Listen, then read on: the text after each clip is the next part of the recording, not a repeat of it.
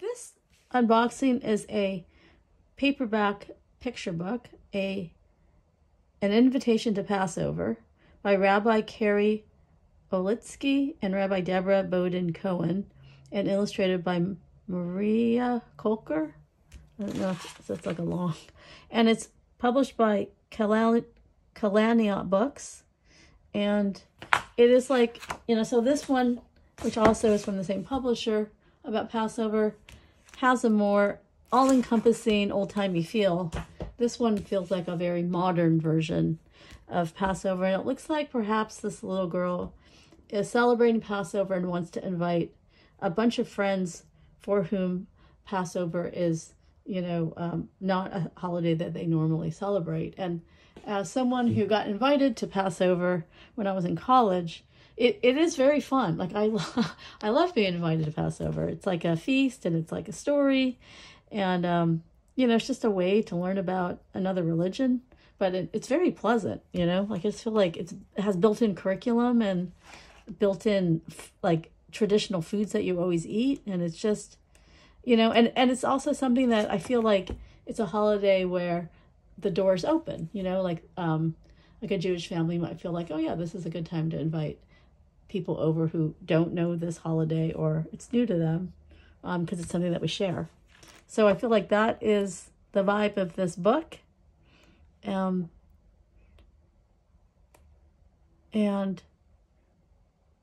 it has like kind of interesting illustrations. It feels like the heads are disproportionately large, kind of making the bodies almost like toddler-like, But there is a lot of emphasis on showing diverse faces, which comes through pretty clearly, but also just showing how a family celebrates Passover and what it means and what the symbolism and significance is for all the different aspects to it, from, both what's on the table and what's being read, and of course the story, which is the whole basis for Passover, is the story of the Jews were enslaved by the Egypt, I believe, and it was sort of they sort of get this like one little window to escape, and so they have to flee, just take everything and run. And the bread that normally they would leave to rise, they didn't have time for that. They just had to grab it and go. So the bread didn't get punched down and risen because they were like so on the move. So they just took the dough and cooked it like into a cracker like shape, so as not to waste it, and also so you have food for your journey. And I think the Pharaoh had deep regret about letting them go, and then they were being pursued, if I'm recalling correctly. So it's like a pretty exciting story in and of itself.